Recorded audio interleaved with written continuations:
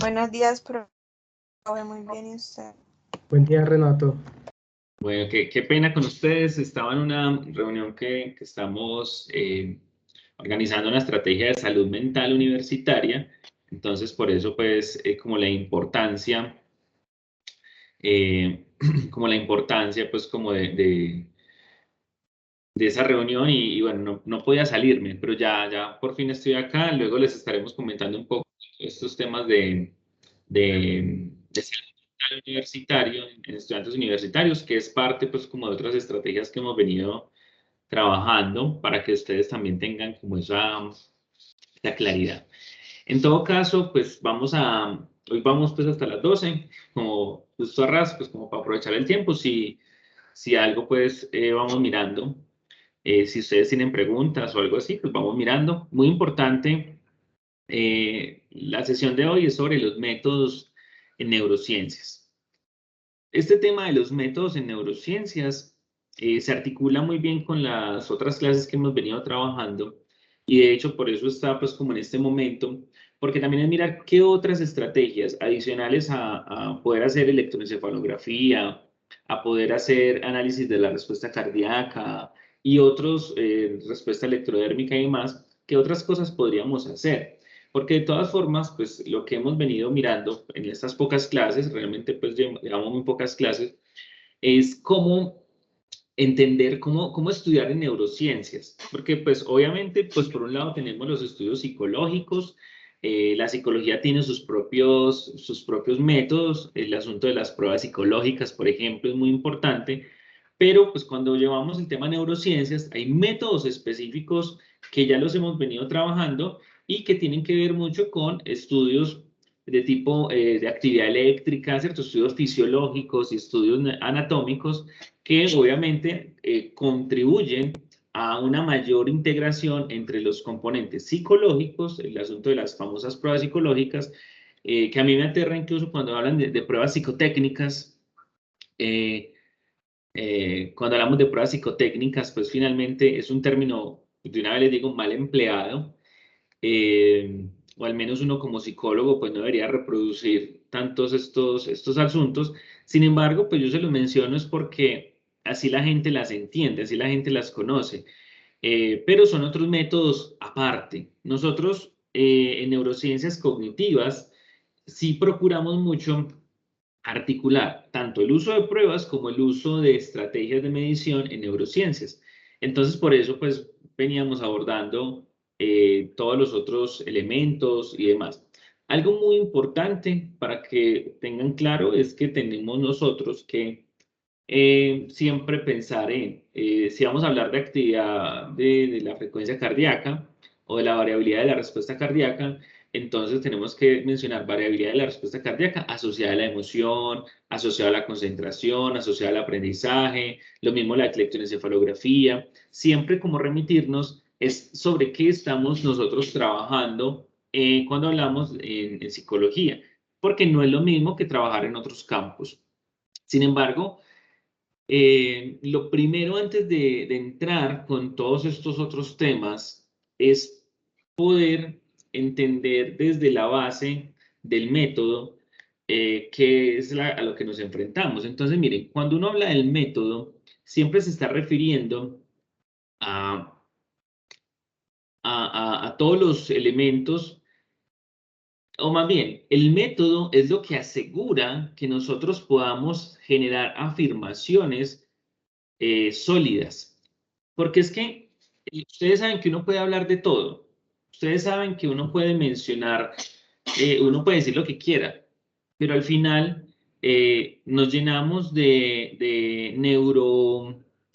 neurocosas que realmente no están avaladas, no están bien habilitadas, porque ahí es donde entonces tenemos nosotros que ponernos como las pilas, que ponernos como en la seriedad y no maltratar la ciencia en la que estamos, ni las neurociencias, sino que podamos tener pues como asuntos mucho más fuertes.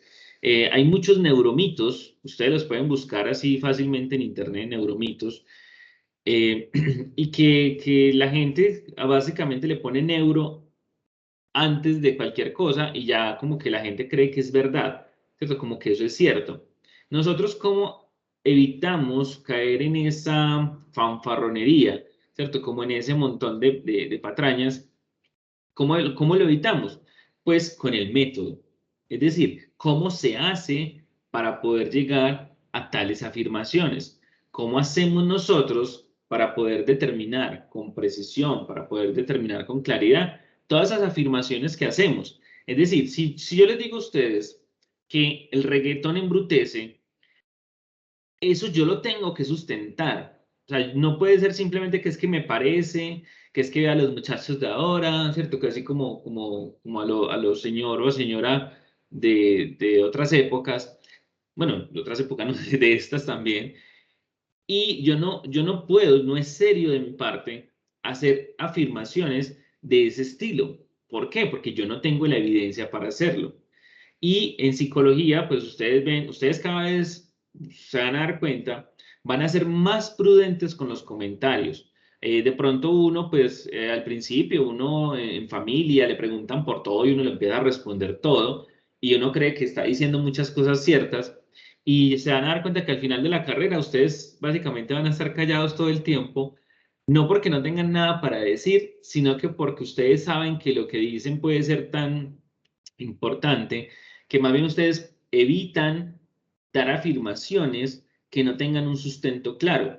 También eso es como, no sé si ustedes han visto como la fama de los psicólogos, de las psicólogas, es que son muy callados, pero con mucha escucha. Es verdad. O sea, al final uno se vuelve como muy buena escucha, uno analiza, uno primero analiza bien pues como qué es lo que va a decir y no cometer burradas, ¿cierto? No ser como un coach que hablan mucho, pero no, de contenido no hay nada, sino que, pues algunos coach o PNLs que les encanta hablar, les fascina escucharse a sí mismos, pero al final, pues ese tipo de asuntos pues no son tan responsables.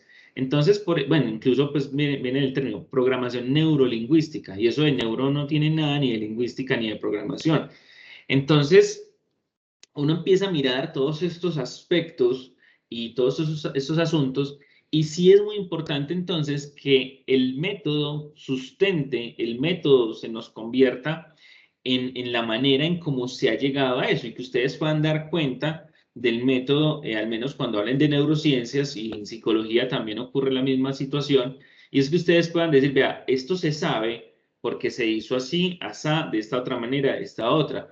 Esto se sabe, o yo puedo afirmar esto porque tengo estos estudios acá detrás, tengo estos estudios allí pues como muy fuertes, y eso me parece que eh, debe ser además la estrategia que nosotros como profesionales tengamos.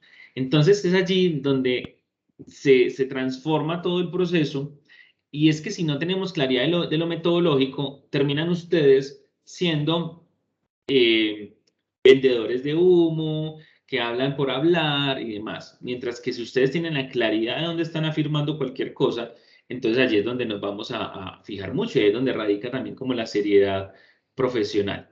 Entonces, lo primero es tener claridad de lo que son las variables en un estudio, ¿cierto? En neurociencias nos vamos a ir mucho al tema de los experimentos, ¿cierto? Cuando hacemos experimentos, estos experimentos son la forma en que se ha venido trabajando con mayor rigor en neurociencias. En otros campos también se utilizan mucho, ¿cierto? En física, en química, en general en muchos otros campos científicos. En psicología también se utilizan muchos experimentos psicológicos, pero de pronto ustedes van a empezar a escuchar que hay otras estrategias. Todas son estrategias, en general son adecuadas, pues la mayoría al menos, y no necesariamente todo recae en el poder hacer experimentos. A veces hacemos estudios descriptivos, estudios de correlaciones y demás, pero pues por eso tan importante tener esas claridades, como les insisto. Entonces, eh, las variables son aquellas que nos pueden permitir tener un mejor entendimiento cuando nosotros proponemos algo o cuando hablamos. Por ejemplo, si ustedes dicen, yo quiero saber ¿por qué cuando tomo mucha agua me dan ganas de orinar? Esas son formas de hablar cotidianamente, pero que llevan implícitas unas variables, ¿cierto? Eso incluso creo que lo están viendo en estadística, pues, o están allí pues como aproximándose. Eso tiene implícita unas variables. Incluso ustedes me pueden decir, no, es que llevémoslo a neurociencia. Listo, llevémoslo a neurociencia. ¿Por qué cuando ingiero alcohol, cierto? ¿Por qué cuando ingiero alcohol pienso diferente? Estoy como embobado. Entonces, yo tengo que volver eso algo operativo. Incluso yo puedo decir, vea, si es verdad que el vino no afecta tanto como el aguardiente, por decir cualquier bobada, o el tequila, ¿cierto? Esas cosas, entonces, tienen implícitas una serie de variables. Entonces hay que transformar eso en algo operativo. Entonces, en la manera en que yo hago, ¿cierto? En la manera en que yo hago las preguntas, empiezo a entender la configuración de una variable u otra. Entonces tenemos nosotros dos tipos de variables, dependiente e independiente. La variable dependiente siempre va a ser esa variable que yo voy a medir, que yo quiero mirar qué es lo que está pasando con ella. Es decir, la que yo quiero como explicar. Mientras que la variable independiente es algo que yo le pongo a lo que yo expongo, lo que yo quiero mirar, si eso incide en otra cosa. ¿Cierto? Si X, y por eso se utilizan mucho estas letras, X y Y, si X, que sería la variable independiente, influye en la variable dependiente, en Y, ¿cierto? Si X influye en Y. Y esos son esquemas normales que se manejan. Pero lo más importante no es tanto las letras, porque finalmente son convenciones, sino que ustedes entiendan que si yo quiero hablar en términos explicativos, en términos de causa y efecto, yo debo poder establecer cuál es mi variable dependiente y cuál es mi variable independiente. La variable independiente yo la mido, la variable independiente no la mido. Entonces, cuando vamos al tema de las variables dependientes, nos estamos refiriendo sobre todo, cuando hablamos de las dependientes, es a esa medición, y en neurociencias, entonces hablamos de la medición de la actividad cerebral, electroencefalografía normalmente, pero pueden haber otras estrategias, o al menos, pues, por ejemplo, para lo del curso sería por ese lado, pues para la microinvestigación. Pero yo también puedo decir, no, vamos a hacer medición de la respuesta electrodérmica. Listo, muy bien. Esa es la variable dependiente, eso es lo que usted está midiendo, eso es lo que usted va a mirar cómo cambia según otra cosa. Recuerden que, por ejemplo, la respuesta electrodérmica o respuesta galvánica de la piel, entonces la tenemos asociada sobre todo a aspectos emocionales. Entonces, si yo quiero mirar cómo leer la Biblia genera un éxtasis emocional, ¿cierto? Leer la Biblia es lo mejor que puede pasar, digamos que alguien pueda, digamos que tiene una postura religiosa muy sólida, muy clara, entonces, y quiere llevar eso como para que todo el mundo lo haga porque es que eso te hace sentir mejor. Entonces, yo tendría que tener ahí una variable dependiente, ¿cierto? Eso de sentir mejor es que, entonces ahí es donde ustedes dicen, no, esto estamos hablando de la respuesta emocional. ¿Cierto? La respuesta emocional, y eso lo puedo medir preguntándole qué emoción tiene, pero en neurociencias yo debo poder hacer medición de eso eléctrica, ¿cierto? Entonces, en este caso, tendríamos respuesta galvánica de la piel asociada a emociones o de actividad electrodérmica asociada a emociones, y eso lo tenemos allí como nuestra variable dependiente. ¿Cuál es la variable dependiente? La lectura de la Biblia, ¿cierto? Entonces, la capacidad de lectura de la Biblia, entonces generaría eso, se supone, ¿cierto? Esa es como la hipótesis. Entonces, lo que uno hace es entonces que a la persona, todo lo que es la variable independiente, uno lo expone, ¿cierto? Uno lo pone a hacer cosas con la variable independiente. En este caso, leer la Biblia. Ah, no, que escuchar reggaetón, ¿cierto? Escuchar música. Entonces, tendríamos nosotros esas dos variables, variable dependiente, variable independiente, como formas para poder cruzar los datos y poder decir, vea, efectivamente, leer la Biblia genera una respuesta emocional positiva, tranquila, ¿cierto? Una valencia emocional adecuada. Entonces, por ejemplo, en general eso podría ser una opción para poder entonces tener como mayor claridad de que efectivamente la Biblia te genera felicidad, por ejemplo, o al menos, digamos que felicidad es un término complicado, entonces al menos como que eso genera una respuesta emocional positiva. ¿Listo? Súper bien. Entonces ya uno con esa información podría tener esa, ¿cierto? O sea, uno podría dar esa afirmación, pero solamente si has hecho un estudio adecuado. Porque hay quien dice, no, es que eso se sabe, porque es que Dios entra en uno y entra en el alma y entonces por eso es que se explica. ¿Cierto? Por ahí no va la cosa, por ahí no va el asunto. Habría que tener todo ese sustento metodológico para poder afirmar las cosas que realmente sí estamos haciendo. Entonces, es en esa línea pues que se haría el abordaje, ¿cierto? Es por eso pues que se pensaría allí. ¿Alguna pregunta hasta el momento? Una pregunta, en cuanto a este tipo de estudios, eso es más, pues estamos basándonos en partes experimentales. ¿Cómo entraría aquí un estudio correlativo entre esas variables? O sea, ¿qué relación tendría?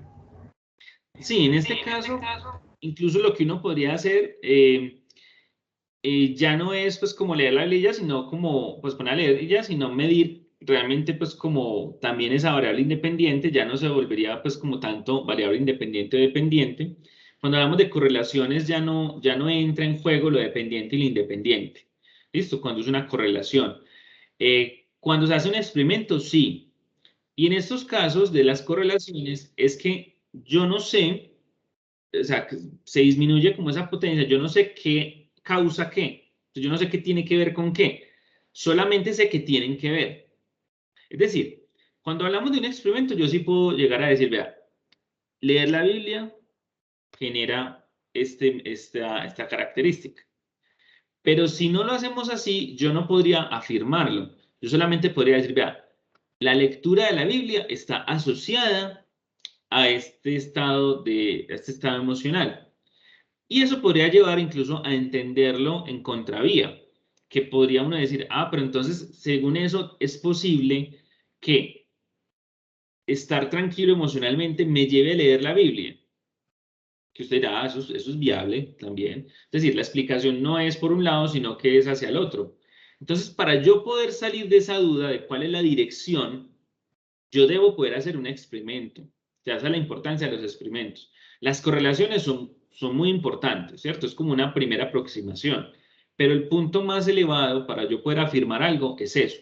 Si yo no tengo un experimento, yo no podría afirmarlo de esa manera. Yo podría decir, vea, leer la Biblia está asociado a un estado emocional positivo. ¿Listo? Incluso yo lo podría decir en cualquier orden. Entonces, eso es lo que lo hace también como más potente y por eso los trabajos en los laboratorios es tan importante. ¿Listo? Es tan importante. Entonces, ya es como en esa línea que se hace el trabajo. ¿Tienen alguna otra pregunta? Era eso. Gracias. ¿Tiene alguna otra pregunta? ¿Alguna compañera? ¿Algún otro compañero?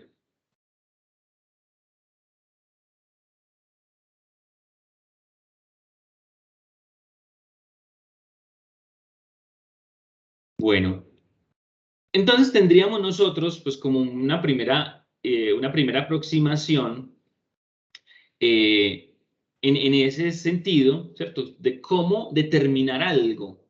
Entonces, ahí es donde empieza como el tema de la creatividad. Es decir, ¿cómo hago yo? Pues ya sabemos que se mide X o Y, ¿cierto? Se mide Y, se mide la variable dependiente. Entonces yo voy a medir la actividad cerebral de los lóbulos frontales, voy a mirar FZ. Listo, ya ustedes más o menos recuerden lo que vimos la vez pasada, FZ. Ah, que yo quiero mirar no tanto eso, sino que quiero mirar a la derecha. Listo, entonces ya ustedes saben, F3. Listo. O, bueno, ya ustedes van mirando, ¿cierto? Recuerden el tema de los números, todo este tema pues que ya hemos venido conversando mucho. Entonces, a la izquierda, a la derecha, todos estos componentes, pues obviamente van a estar muy vinculados a lo que ya hemos venido pues conversando y haciendo pues como las aclaraciones pertinentes. Entonces, si ustedes dicen, listo, vamos para la derecha, entonces recuerden que pares a la derecha y pares a la izquierda. Entonces tendríamos, vamos a analizar CZ y vamos a analizar F4. Listo. ¿Relacionado con qué? Entonces ahí es donde se mide y se hace el procedimiento, se hace el proceso adecuado, y eso pues es como digamos, la primera parte. Ahora, ¿cómo hago yo para exponer a la persona a esa variable independiente? Porque recuerden que la variable independiente no la medimos. La variable independiente se la ponemos a la persona. Entonces, póngalo a leer, ¿cierto? Si lee la Biblia, ¿cierto? Que lea, no sé, el Génesis o que lea el Salmo 92, que es el más bonito, no sé qué, o el 91, no, bueno, ya ni sé de salmos. Entonces, de esa manera sí se va a quedar algo, ¿cierto? Sí va a funcionar. Listo, póngaselo a leer. Pero entonces ustedes dirán, venga, pero es que leer la Biblia no es leer el Salmo, ¿cierto? Eso es un pedacito. O sea, usted ¿cómo hay que leer la Biblia? Es que leer la Biblia es leerse toda la Biblia. No, que es que es tal parte. Entonces te vas a leer el Apocalipsis, ¿cierto? Entonces, la primera parte del Apocalipsis, o la última parte del Apocalipsis, o cuál parte. O no sé, eh, pues cualquier parte de la Biblia, ¿cierto? Entonces ustedes dirán, claro, es decir leer la Biblia es demasiado general. Entonces yo debo poner, entonces voy a mirar si es leer la Biblia o es leer partes de la Biblia. Entonces ustedes dirán, bueno, entonces vamos a mirar dos grupos, ¿cierto? Dos grupos. Entonces vamos a mirar, en un grupo vamos a ponerlo a leer el Salmo 91 y a otro grupo no le vamos a poner a leer nada y vamos a mirar, listo, está bien.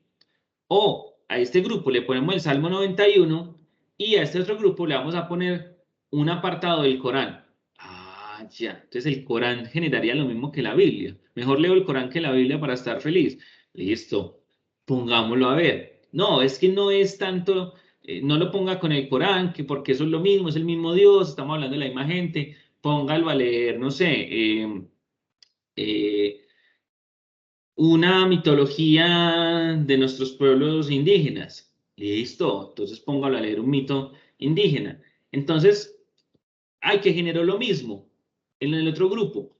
Venga, ¿qué es lo que está pasando ahí? Entonces, esos dos grupos normalmente es lo que llamamos en investigación casos y controles. Seguramente ustedes han visto, han escuchado a veces casos y controles, y a lo que nos referimos es a que hay un grupo en el que yo, digamos, estoy centrando mi hipótesis, yo quiero demostrar algo ahí, entonces yo lo voy a hacer, pero si efectivamente poner a leer la Biblia generó ese estado emocional positivo, entonces yo tengo que poder garantizar que realmente es por leer la Biblia y no por leer, porque si es que es un tema de lectura y ya, ¿cierto? Entonces yo lo que podría decir es que, vea, no, resulta que el otro grupo, el grupo control, yo le puse a leer el periódico, le puse a leer internet, cualquier Wikipedia, y resulta que también generó un estado emocional positivo. Entonces, ¿yo qué puedo decir? ¿Es la Biblia lo que generaría el estado emocional? Mira, pues no, ¿cierto? Es leer. Entonces, ahí es donde uno puede desmentir también muchas otras cosas, ¿cierto? Uno puede llegar a decir, venga, ese método está raro, ese método tiene problemas. O sea, está bien que usted lo afirme, pero usted no tiene la claridad para afirmar esas cosas. Que es que me pasó a mí, que es que fue una experiencia religiosa. Pues sí, eso en usted es lo que pasó, pero eso no quiere decir que a todas las personas les pase igual. Y ahí es donde entra con mayor rigor el método. Por eso, pues les decía, el tema del método es como la más importante de todas, ¿cierto? Y obviamente, entonces, pues es como formas, como les decía, de que lo que yo afirme realmente sí sea. Y yo tengo que tener cuidado con eso, tengo que mirar muy bien los métodos. Entonces, por eso, pues, obviamente yo les estoy dentro del curso pidiendo una microinvestigación, algo sencillo, algo pues como más puntual, y pues en esa línea no sería como que tengan que hacerlo pues así con todos los protocolos, pero sí pues organizar como una aproximación que ustedes puedan decir, vea, esto me gustó tanto, esto está tan bien hecho, que mi trabajo de grado, ¿cierto? En el último semestre mi trabajo de grado va a ser esto, pero con una muestra más grande, con un grupo muy grande para poder afirmarlo bien, como debe ser. O que usted diga, no, eso está muy complicado, más bien me voy a salir de estudiar y voy a ser coach, ¿cierto? Está bien, ¿cierto? Todo eso está bien. Obviamente, no se camuflen, pero hagan pues bien las cosas. Ahora, ¿qué otras cosas pueden estar allí importando? ¿Por qué es importante los métodos en neurociencias? Pues, ¿qué otras cosas? Eh, el control de las variables externas.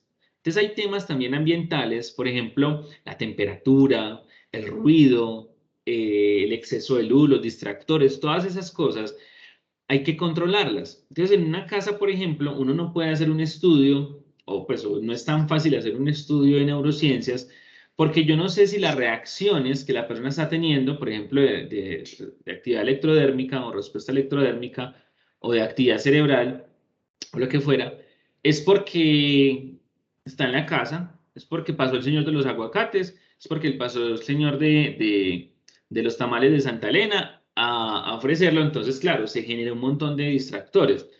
Entonces, para ello, en los laboratorios es que se tiene control de variables. Por eso es que incluso pues en la universidad pues tenemos las cabinas de evaluación y experimentación, porque allí, por ejemplo, nosotros mantenemos siempre la misma temperatura. Entonces siempre mantenemos 21, 22 grados centígrados, que es lo que se recomienda para los estudios experimentales en neurociencias y en psicología, porque eso garantiza pues la misma temperatura para todas las personas. Ah, que es que es muy friolento, que no sé qué. Venga, no, vamos a ponerle lo mismo a todas las personas, porque ya no podemos, porque imagínense que se nos caiga un estudio solamente por la temperatura de un cuarto. Es decir, hacer todo un protocolo súper bien hecho, organizar, por ejemplo, unos videos, unos estímulos bien potentes, bien poderosos, hacer una medición súper bien hecha, y resulta que no se puede hacer, simplemente no se puede hacer, pues o no se puede tomar una decisión porque la temperatura era diferente en todas las personas, porque resulta que es que en la mañana, a las 8 de la mañana, la primera persona, y resulta que a las 10 de la mañana hacía un calor impresionante, a las 11 de la mañana horrible, luego empezó a llover y a las 2 de la tarde entonces ya hacía más frío. Entonces usted en el día, así fuera el mismo espacio, pero si no tuvo el control de la temperatura, pues se le dañó todo. Además, porque recuerden que la temperatura es una de las variables que está asociado al sistema nervioso autónomo. Entonces, miren que tenemos una respuesta que está asociada a todo lo que es sistema nervioso autónomo, que hablamos de respuestas emocionales, sobre todo pues, de aspectos emocionales. Entonces, si eso no lo tenemos preciso, se nos cae, ¿cierto? Se nos cae todo. Lo mismo ocurre, como les decía, con el ruido, con todo. Entonces, nosotros en las cabinas, ¿qué tenemos? El espacio es blanco, el espacio está cerrado, tenemos aire acondicionado en cada lugar, la puerta se cierra y queda pues semi insonorizado, las cabinas están aparte efectivamente para garantizar ese tema de que no haya como un ruido externo. Entonces hay quien dice, no, es que yo tengo mucho frío, entonces tengo que hacer tal cosa, tengo que hacer tal otra. Ahí es donde eh, ahí es donde las cosas empiezan a dañar, ¿cierto? Ahí es donde las cosas empiezan a salirse de control. Entonces, es en esa línea pues, que se puede hacer pues como todo el asunto, ¿cierto? ¿Alguna pregunta frente a este sistema de control de variables? Profe, pero eso es para precisar en el laboratorio, se evitarían algunos sesgos, no todos, diría yo. Que no falta que una de las personas sea fóbica a estar encerrado, entonces nosotros no sepamos y eso sea una, pues haya una respuesta alternativa a lo que se está esperando.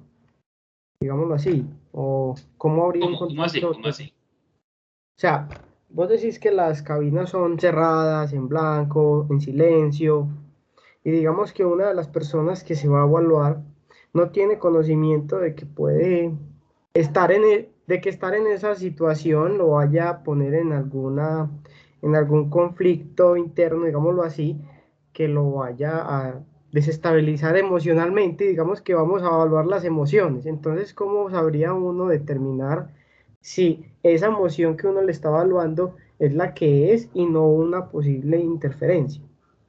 Total, no, total. Por eso es que uno lo que debe hacer primero es organizar y determinar muy bien el estado base de las personas, ¿cierto? Incluso lo que uno hace en un estudio pues, más grande es hacer un cuestionario previo, preguntando por todas esas condiciones. E incluso cuando llegue la persona al espacio, uno hace primero un proceso de aclimatación, no de temperatura, sino como al espacio, ¿cierto? Como que se adapta al espacio. No es empezar a llenarlo de cosas. Entonces usted dirá, es que perdí mucho tiempo. No, no estás perdiendo tiempo porque estás garantizando justo lo que estás mencionando vos. Estás garantizando que eso no se nos transforme en una variable adicional.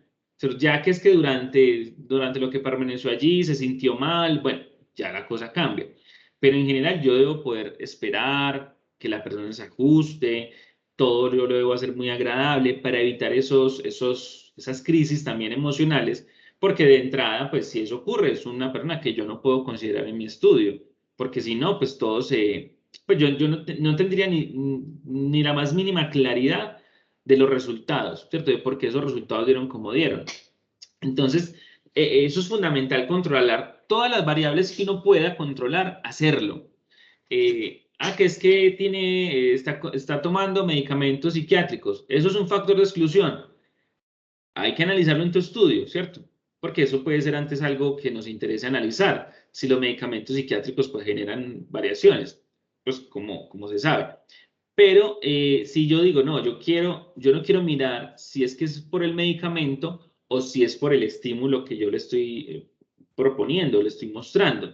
Entonces, en esa línea es que les comento que se hacen pues como estas cosas, porque ahí es donde podemos como dar mucha potencia a las afirmaciones. Yo siempre les digo, vea, todo lo que nosotros digamos tiene que estar basado en evidencias, no basado, o sea, si lo que nosotros estamos diciendo no está basado en evidencias, ¿cómo se llama eso?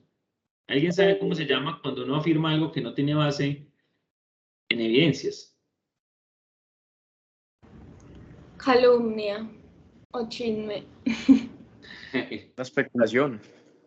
Especulación, opinión, ¿cierto? O sea, es una opinión.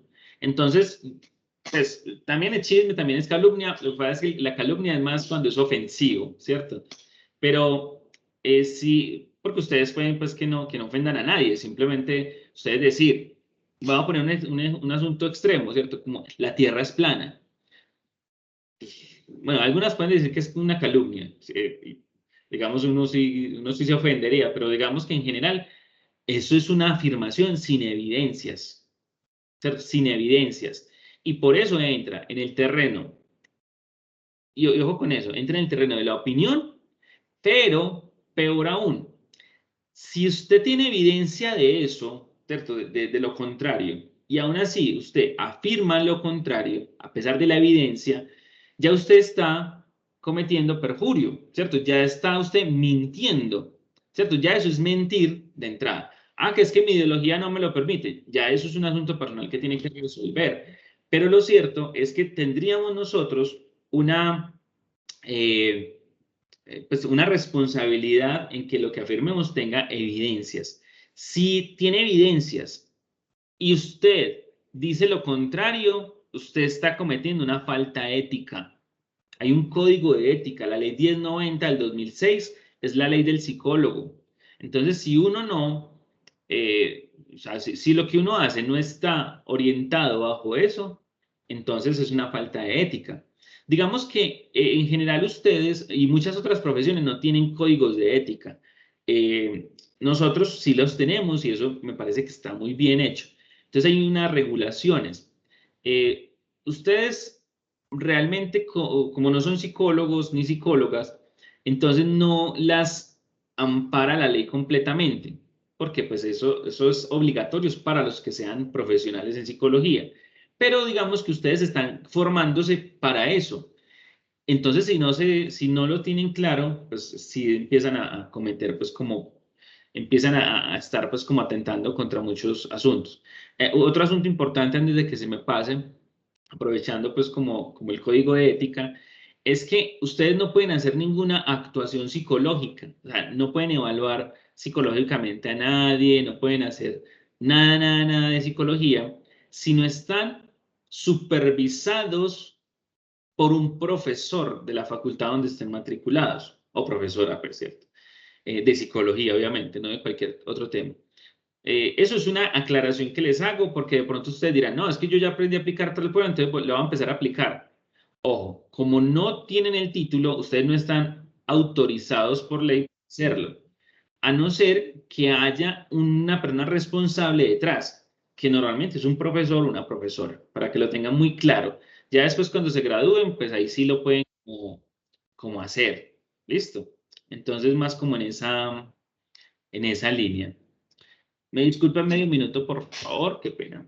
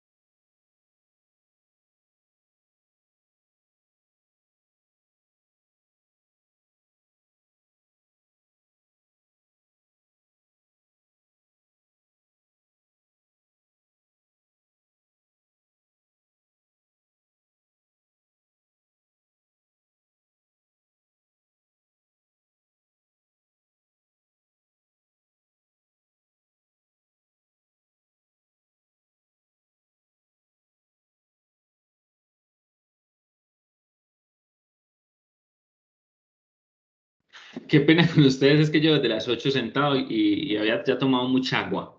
Entonces, más como por ese lado.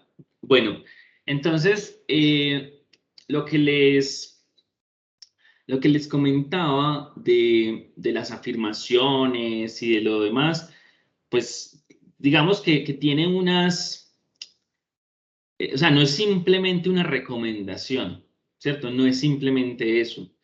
Es una situación que incluso está regulada, entonces pues por ello les comentaba pues como la importancia de todo, y por estar regulado pues tendríamos nosotros pues como que tener toda esa información y todo eso como muy preciso, ¿listo?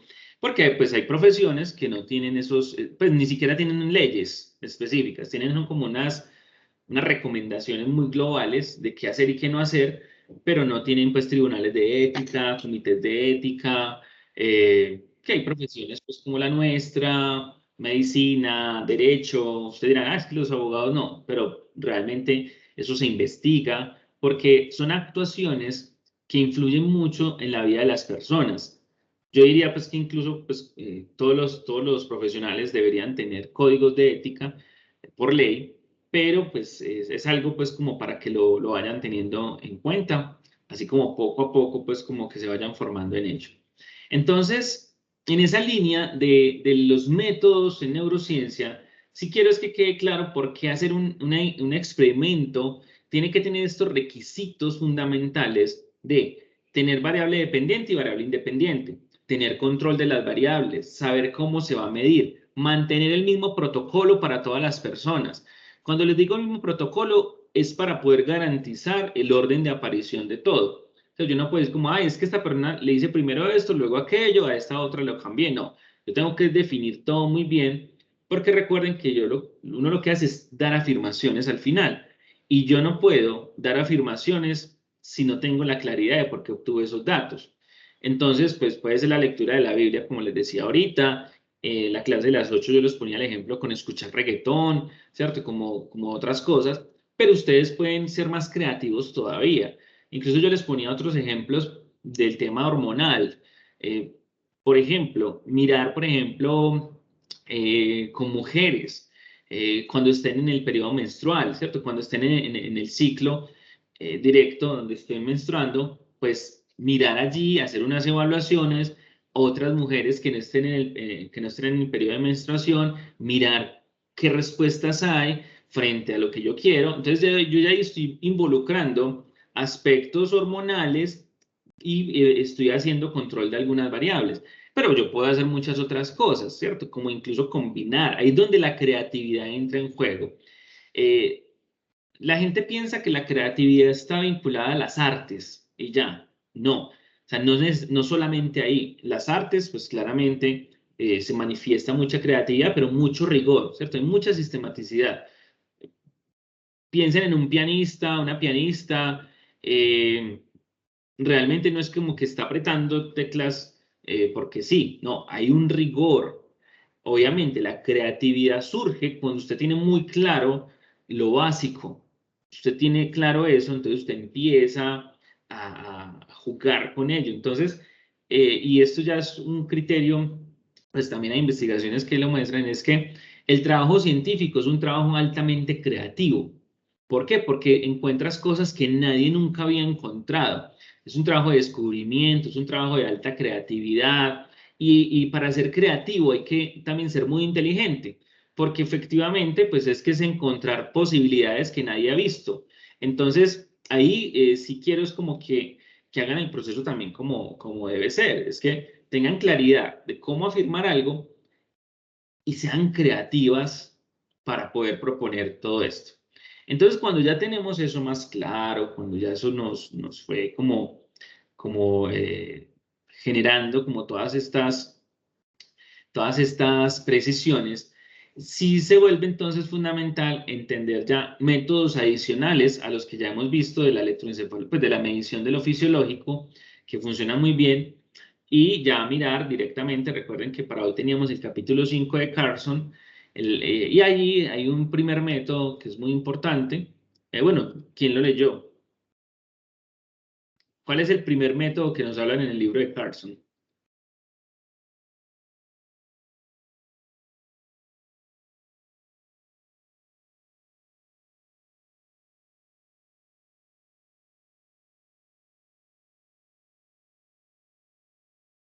Nadie lo leyó.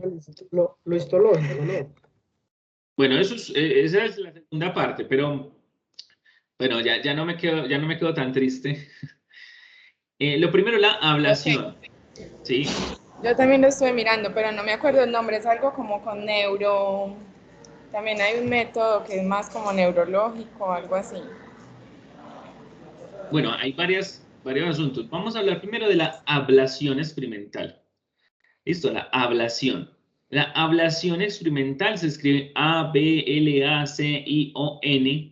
Listo, ablación. Básicamente la ablación experimental es una estrategia que se utiliza mucho. Bueno, y nos vamos a referir sobre todo pues como a nivel de encéfalo, porque recuerden pues la ablación femenina es un tema, pues recuerden que además pues es un atentado contra la mujer, pero sí se refiere a la destrucción o a la eliminación, ¿cierto? La extirpación de algo. Lo femenino, pues para no dejar el tema ahí como abierto, es cuando se habla de ablación femenina, es que básicamente extirpan el clítoris. Es una práctica obviamente condenada, pero pues bastante realizada en muchos lugares del mundo, lo cual pues recuerden que el hecho de que se haga mucho no quiere decir que esté bien, ni mucho menos. Entonces, es más como por no dejar el tema abierto. Sin embargo, cuando hablamos de ablación experimental dentro del grupo de neurociencias, dentro de las neurociencias, nos referimos a un daño, una lesión en el encéfalo.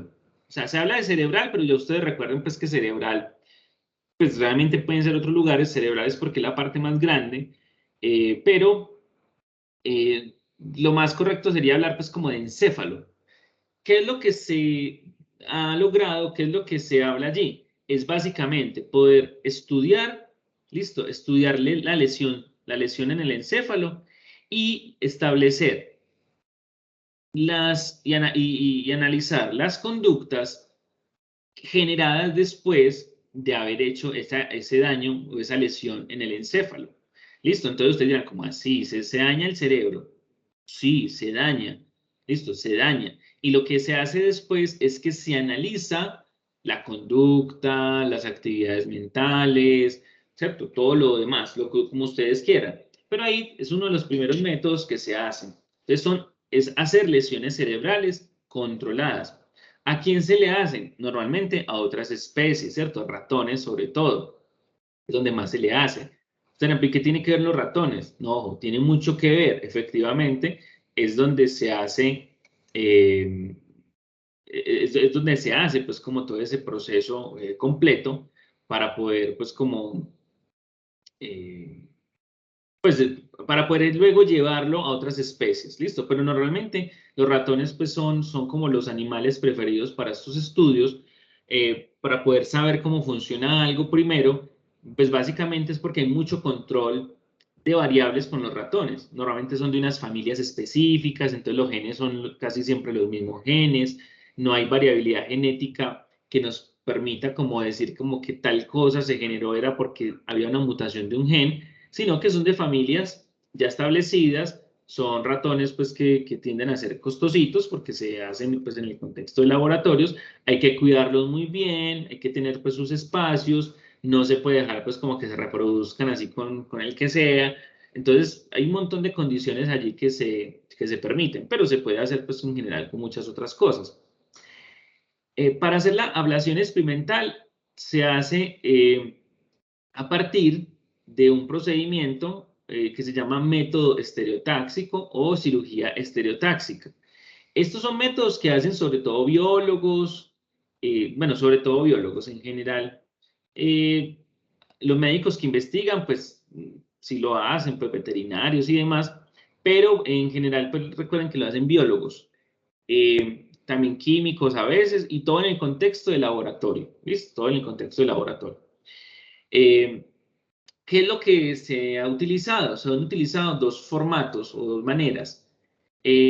La cirugía, digamos, siguiendo el método, pues lo que se hace es que se pone, se abre pues el cráneo, ¿listo? Se abre el cráneo y se ubica el punto que se quiere lesionar, que se quiere dañar, para establecer si una lesión en esa zona, entonces genera una conducta diferente o una actividad mental diferente, todo esto. Entonces, por eso se hace pues como fundamental hacerlo de una manera adecuada y de una manera pues como muy precisa. Una forma, entonces, es una lesión que es una lesión eléctrica, ¿cierto? Se genera electricidad a partir de radiofrecuencias. Entonces, ¿qué es lo que se hace?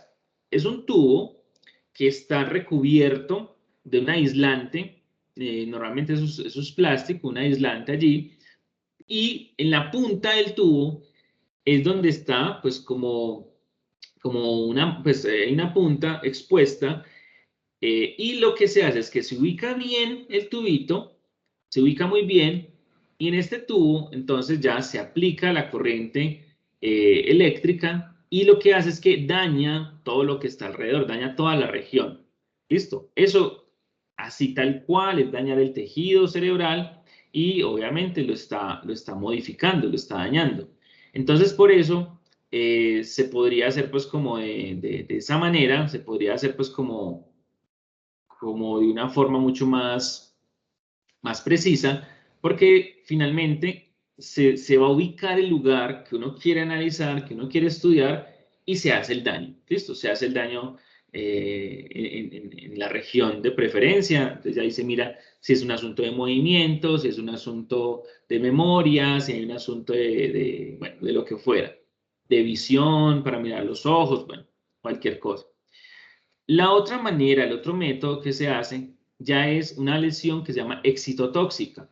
Excitotóxica significa que son lesiones químicas, es decir, normalmente se utiliza un ácido y también se utiliza un tubito. El tubito, recuerden que se llama cánula.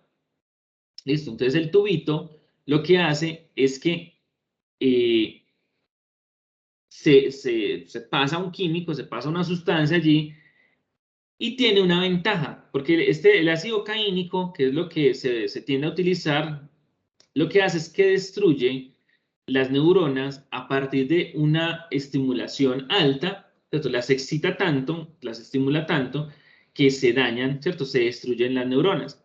En particular, a partir pues, de la estimulación de receptores de glutamato, entonces lo que hace es que va dañando los cuerpos de las células, pero no los axones que están alrededor. Entonces, se focaliza solamente en la célula, en el cuerpo de la célula, en el soma, y no en los axones. Entonces no daña las redes, ¿cierto? No daña los circuitos neuronales, sino que solamente hace el daño muy focalizado y es una mejor manera de hacerlo. Esto, pues, como ven, pues hay lesiones por radiofrecuencias o lesiones excitotóxicas y se tiende a utilizar, pues, como mucho, pues, por la ventaja de poder atacar, pues, como zonas específicas. También hay unos procedimientos que llaman lesiones falsas y es que básicamente son sustancias que no permanecen. Es como si fuera... pues como algo como una anestesia, un anestesiante, y lo que se hace es que se altera, o sea, se bloquean las neuronas, se mira el efecto que tuvo y luego eso el organismo pues lo expulsa, haciendo que se pueda determinar si una sustancia X, si una sustancia Y, si genera pues el efecto que se quiere y no es permanente. Entonces es una manera también que se puede hacer y es reversible obviamente. Para eso entonces se debe hacer a partir de un procedimiento que se llama cirugía estereotáxica. Esa cirugía estereotáxica se hace a partir de un procedimiento que se llama atlas o que se debe establecer a partir de un atlas estereotáxico. Y el atlas estereotáxico es un mapa del sistema, ¿cierto? Es un mapa que se tiene del organismo. Yo lo voy a poner por acá en el chat para saber en dónde está. Esto, para saber en dónde está. Entonces lo que se hace es que se ubica donde se quiere hacer la lesión, el daño, y pues como no podemos hacer siempre la imagen completa, entonces se hace como una aproximación para saber cuántos centímetros o cuántos milímetros hay que entrar, pues, y no cometer algún error, alguna barra basada. Eso se debe hacer pensando en unos puntos centrales. También les voy a compartir por acá por el chat con la cabeza de una rata. Ya les debo haber cargado. Y ustedes allí están, y ya ustedes pueden ver que hay recuerden que el cráneo tiene unos huesos. Y esos huesos se unen. Esas uniones llaman suturas. Entonces hay una sutura sagital y una sutura coronal. En el punto donde se encuentran, ¿cierto? En el punto donde se encuentran, eso se le llama el brecma, ¿cierto? El punto se llama brecma, que es el punto de encuentro. En los bebés, ustedes se dan cuenta de ese punto, es porque allí es como blandito. ¿Por qué es blandito? Porque todavía no han soldado los huesos del cráneo. ¿Listo? No han soldado ahí. Luego, pues obviamente pasa el tiempo, ya eso queda más duro, se solidifica, y ese punto donde se unen estas partes, pues, de estos huesos del cráneo, entonces, pues, es la fontanela, pero en el punto, ¿cierto? En la unión, el brecma, es donde se toma como referencia para poder hacer la lesión, ¿cierto? Es decir, desde ahí es que se hace como todo el abordaje para decir, vea, de aquí para allá, esto lo vamos a hacer acá, ¿cierto? El punto de referenciación. Obviamente, pues se tienen que tener esquemas muy claros para poder saber, pues, cómo en dónde se va a hacer la lesión. Y para ello se utiliza un instrumento estereotáxico que obviamente, pues, también influye mucho que también es de bastante utilidad. Yo les voy a compartir acá una cirugía estereotáxica. Se la voy a compartir por acá con una ratica. Esta ratica, pues ya estuvimos mirando como algunos otros. Este es una cirugía, pues, para que la vean pues bien, cómo poner el aparato estereotáxico. Y de hecho, pues ustedes pueden ver muchos videos cómo se utiliza esto y cómo poder hacer el trabajo pues, de una manera cada vez más precisa. Entonces, vamos a utilizar este video. Yo lo pongo en 2X. Sí, 2X. Entonces, miren, este aparato estereotáxico. Acá está la ratita, está dormida, está anestesiada. Este aparato lo que hace es que fija la boca y acá se pone siempre como en la misma parte bien. Ahí lo está terminando de fijar. Y se ubica pues acá como en las orejas para poder tener como esa fijación más precisa. Ya esta zona pues, se ha eliminado el exceso de pelitos, el exceso de pelo, y se va a comenzar entonces a hacer, se le tapan los ojos, una bandita en los ojos, y se hace entonces incisión.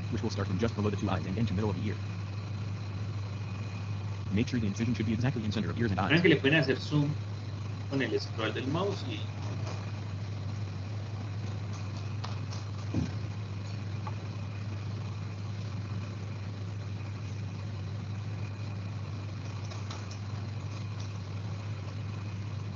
Now remove all the soft tissue and clean open part of the brain. Listo, ahí se está haciendo pues como todo el acompañamiento.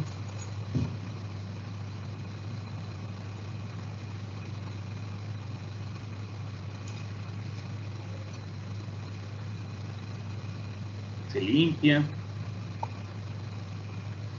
Nuevamente el exceso de sangre y demás. Listo, seguimos acá. Y luego, a ver. Ya. Todo esto limpieza.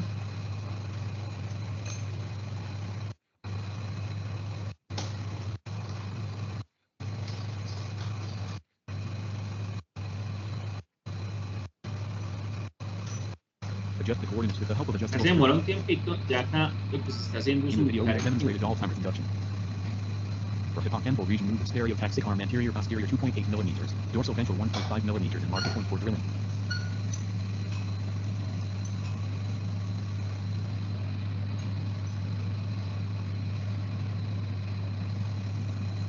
Miren, acá se ve un poquito borroso, no son sus pantallas, es más como la forma en que lo hicieron.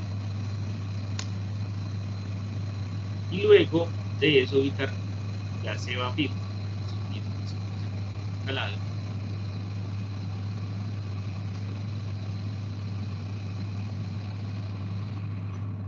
Do manual drill using 1 millimeter drill bit and make sure it should not Lo go que beyond se 2 está haciendo millimeters. allí es, ahí se está abriendo pues el huequito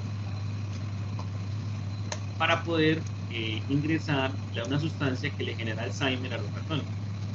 Y con eso hacen estudios de Alzheimer, ¿cierto? Estudios de qué funciona para el Alzheimer, estudios de medicamentos, primero como las primeras fases, mirar una área de mente. After drilling, wipe out everything and lower the stereotaxic arm 3 millimeters from the skull at the drill point.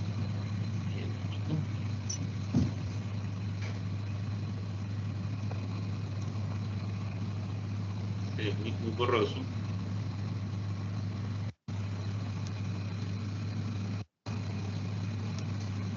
Or microliter of peptide at the rate of 1 Y microliter per pues, minute. ya lo que se hace es que ya se está poniendo la sustancia controlada, lo que y demás. Controlado. After injection, leave the needle for at least 1 minute.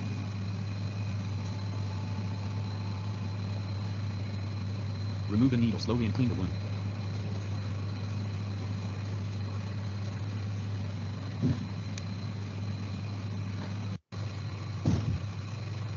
Está dormidita, no me preocupen. Stitching using surgical suturing. Apply immediately iodine liquid at the wound. Applying neosporin powder into the ears to avoid fungal Ya infection. luego pues se vuelve y se cose bien. ¿Listo? ¿Alguna pregunta por el momento?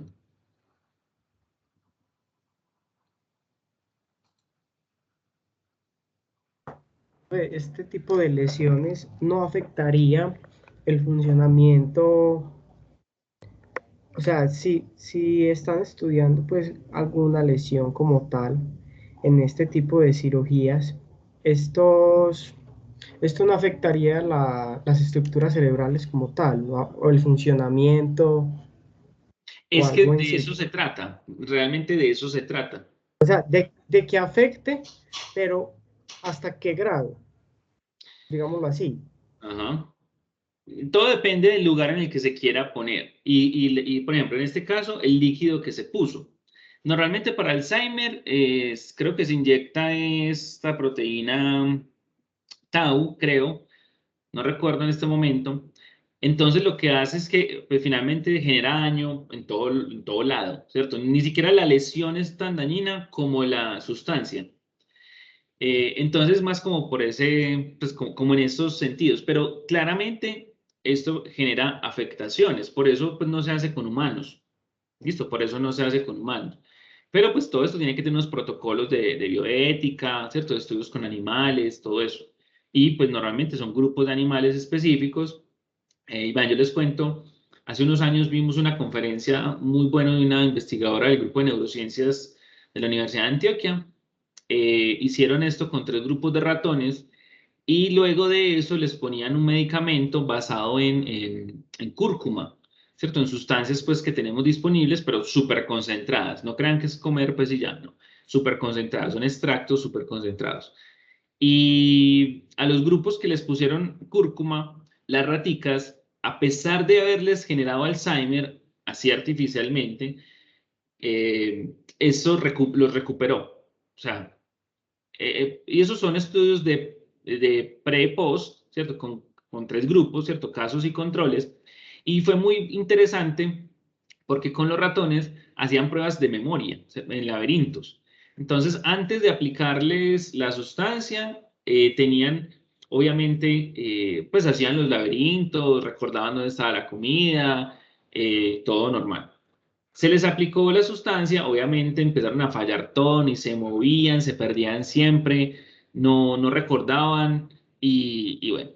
Y luego de aplicarles, pues de darles cúrcuma, de darles el concentrado, pues como el medicamento, eh, ya empezaron a hacer los laberintos. Entonces, pues sí, empezaban a responder adecuadamente.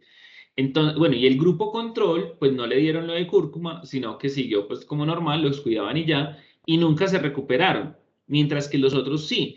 Por eso la importancia de tener grupos de control. Obviamente, pues ellos pues siguen con los estudios para mirar si se puede aplicar a humanos, pero al menos en ratas sí funciona. O sea, básicamente, palabra más, palabra menos, encontraron un medicamento contra el Alzheimer en ratas. O sea, revierte el Alzheimer. Eso ya es impresionante en sí mismo. Y lo hicieron así, entonces, pues claro, genera daño, pero también es que el estudio necesitaban que generara el daño. Todo depende del objetivo, ¿listo? Pero que va a hacer daño, va a hacer daño. Acá les quiero poner otro video de una cirugía estereotáxica, pues una craneotomía. Pues para eso necesitas todo el tema estereotáxico, pues procedimiento estereotáxico, y es una extracción de un tumor. Es este tumor acá grande, listo, acá gigantesco,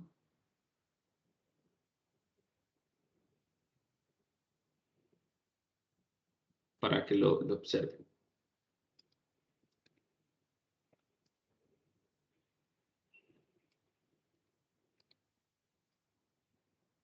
Miren cómo abren la piel.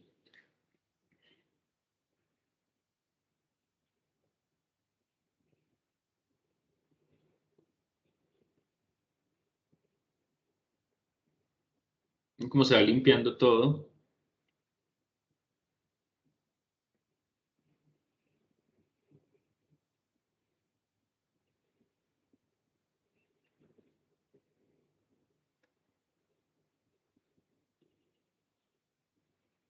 Ya casi llegamos al cráneo.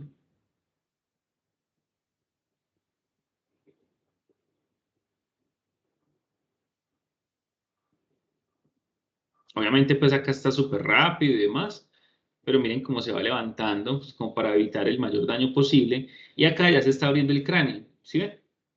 Esa es la donde se estaba buscando.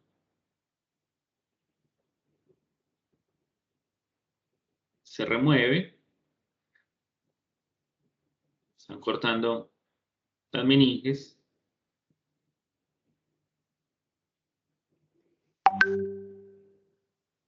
También pues para poder acceder, miren la importancia de todo esto. Así es nuestro encéfalo.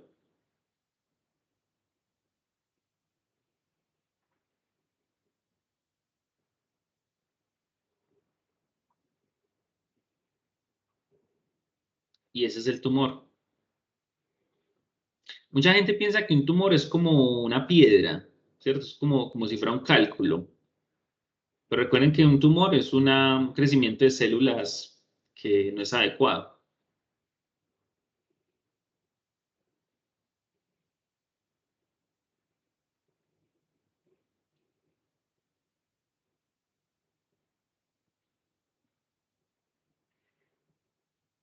Miren el hueco que va a quedar. El tumor era muy grande.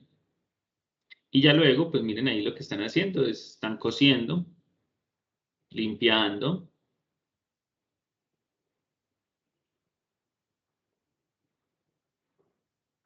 La tapa la vuelven y la ponen, obviamente, pues del cráneo, todo eso, y luego la grapa. ¿Alguna pregunta, algún comentario?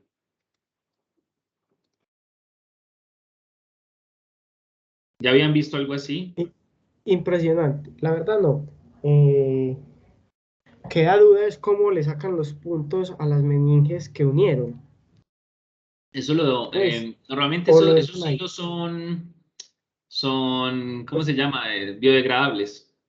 Ah, ya, o sea, se van desvaneciendo y no Se tienen absorben y afectaciones. no tienen pues como lío. Ya. Las grapas obviamente sí, pues como son tan superficiales, pues luego se remueven. Pero también pues tienden a ser más pues esterilizadas, pues todo el cuento. Y ayuda pues a juntar muy bien. Pero Este hueco que queda del tumor ya queda así. O se vuelve a sí, reconstruir no, algún nada. tejido ahí o no. No te sabría decir exactamente, pero no, normalmente el hueco queda. Y por ejemplo, o sea, ¿cómo podrían determinar que la extracción del tumor sí se hizo en su totalidad? Nada, Pues, el problema ahí con eso es que a veces queda un poquitico de nada. un pico. Y Y eso eso no es se puede, y eso no se, pues no tiene repercusiones más adelante. claro, vuelve y crece. Vuelve y crece.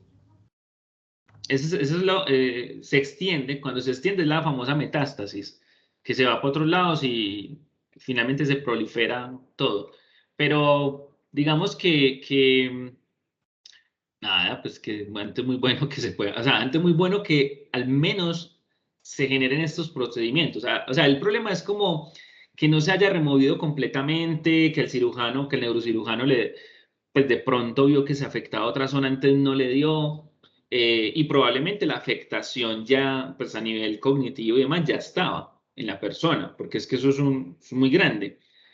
Pero pues, como les decía, pues ahorita es mejor que estos procedimientos se hagan a que no. Entonces, en este sentido, pues tenemos como uno de los métodos principales, listo, principales, eh, y yo quiero ir cerrando por hoy, porque igual, pues recuerden que dentro de 8 días tenemos el examen, ¿cierto? El examen es de todo lo que hemos visto hasta el momento, recuerden el capítulo, pues de los capítulos que hemos visto, eh, y obviamente, pues hasta ahorita. Sin embargo, yo sí quiero, eh, bueno, para el examen recuerden que es individual, empezamos a las 10 de la mañana, se cierra a las 12, pero dura 90 minutos. ¿Qué quiere decir eso? Usted puede entrar a las 10:30, ¿cierto? Y ahí le cuentan sus 90 minutos hasta las 12 en punto. Pero si usted entró a las y 15, le cuentan 90 minutos, siempre 90 minutos, ¿vale? Esos son opción múltiple con única respuesta, es decir, tipo Saber Pro, para evitar pues como otro tipo de asuntos. Es individual, es un examen parcial, es decir, si usted lo pierde, lo puede recuperar con el examen final, no hay problema. Y la recomendación siempre, pues es que yo sé que ustedes pueden hacer trampa muy fácil, ¿cierto? Ustedes ponen grupos de WhatsApp y decirse las respuestas. Para mí eso pues es incontrolable, no me interesa controlarlo. Es otro momento de la vida en el que lo que debe primar es el aprendizaje, porque es lo que ustedes van a actuar como profesionales. Entonces, yo no soy una persona que vigila los exámenes, ¿cierto? Porque, pues, imagínense, uno a estas alturas vigilando un examen. Entonces, más como en la línea de que háganlo a convicción. Yo siempre les digo, dense la pela, ¿cierto? O sea, que sean ustedes los que están allí con ese convencimiento de que esto es importante que ustedes lo sepan y que el examen es una forma de saber ustedes qué tanto lo están aprendiendo, qué tan rigurosamente están estudiando, si requieren ustedes como presionar un poquito más o si por el contrario el método que están utilizando para estudio es adecuado. Entonces, más como en ese sentido, pues que les doy esa recomendación. Erika Marcela. Profe, una duda que me queda respecto al tema de hoy. Este tipo de métodos, o sea, ¿cómo se clasificarían? ¿Son métodos que solo se utilizan en neurociencias? Porque como tal, pues métodos de investigación hay muchos, ¿cierto? Pero ¿cómo se podría clasificar, por ejemplo, este tipo de método que estábamos viendo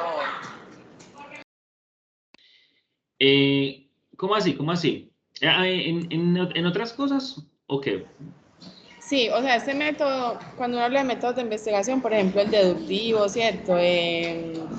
Pero este método así que tiene este nombre particular, por ejemplo, que se lesiona una parte del cerebro, es porque son métodos que solamente se utilizan en este campo de las ciencias. O sea, las neurociencias tienen otros métodos particulares. ¿Cómo se podrían como No, a clasificar? ver, más o menos, o sea, mira, el método es uno solo, ¿cierto? El método científico es uno solo. Lo que se hace o lo que hemos visto son como formas de llevarlo a las neurociencias, ¿cierto? Formas de llevarlo a las neurociencias, pero no es que sea algo completamente diferente. Listo, es más como en esa línea, cómo llevarlo a las neurociencias. Y obviamente, pues son protocolos más específicos que se hacen allí. Lo de inductivo y lo demás son más formas, eso es epistemología, ¿cierto? Eso es una línea de la filosofía que se dedica a pensar estas cosas. Pero directamente el método, pues acá estamos hablando desde lo experimental, es poner una variable, luego otra, organizarlas, ponerlas a interactuar, y eso es como lo que más nos debe importar por el momento.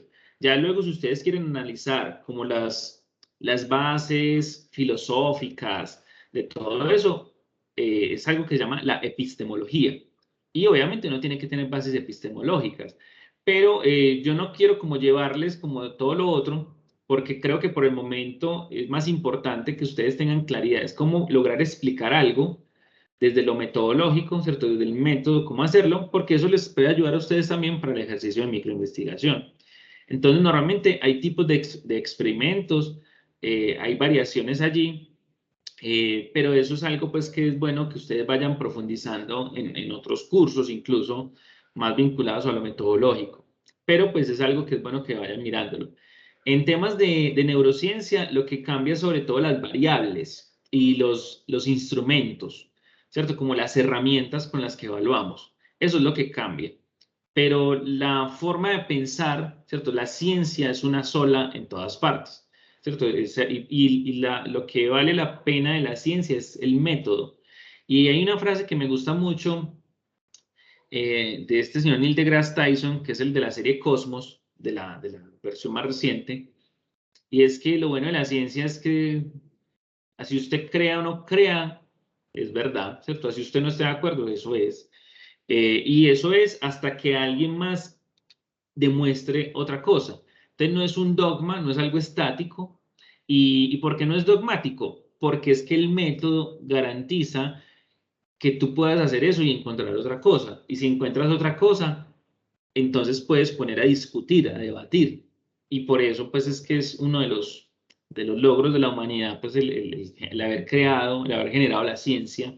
Estamos hablando de alrededor de 500 años en los que la ciencia existe, y antes de eso teníamos magia, ¿cierto? Antes de eso eran otras cosas diferentes, ¿cierto? Pensamiento mágico es muy potente, pero más como en esa línea, pues, ¿cierto? Como que ya lo que nos diferenciamos son los instrumentos, no tanto las estrategias, o el diseño puntual. ¿Listo? Bueno, yo les voy a dejar a ustedes un videito, igual dentro de 15 días lo seguimos mirando. Es más de cómo hacer resonancias magnéticas, porque igual pues la idea es que lo sigamos trabajando, que sigamos pues como abordando todos estos asuntos, que sigamos pues como haciéndolo, y mirando y describiendo más cosas. De todas formas, pues vamos a mirar lo que es el tema de la resonancia, algunos otros métodos. Les recomiendo mucho que busquen la biografía de Santiago Ramón y Cajal, que es el padre de las neurociencias y que es donde está, fue el que diseñó uno de los métodos de tinción, que son también métodos para mirar los tejidos cerebrales directamente. De hecho, pues por eso le dieron un premio Nobel por allá en 1903, 4, no recuerdo el año exactamente, junto con Golgi, con Camilo Golgi, un italiano. Y recuerden que Santiago Ramón y Cajal es una sola persona, ¿cierto? No son tres o dos, sino como Santiago Ramón y Cajal, no, es el nombre completo, Santiago Ramón y Cajal, y es el padre de las neurociencias. Santiago Ramón y Cajal fue el que descubrió las neuronas. O sea, tengan eso en cuenta. O sea, en español fue que se habló de neuronas, así científicamente hablando. Listo, en español fue que se hizo primero, el público en alemán, pero Santiago Ramón y Cajal tuvo ese gran efecto en las ciencias. O sea, estamos hablando ahorita de neuronas, es por un español. Listo, un español súper brillante. Entonces sí les recomiendo mucho que miremos desde ahí, y dentro de 8 días entonces el examen, y dentro de 15 continuamos con la profundización de este tema y abordaremos la neurociencia de la emoción para ya empezar la segunda unidad. ¿Alguna pregunta, algún comentario? ¿Va a tener la grabación?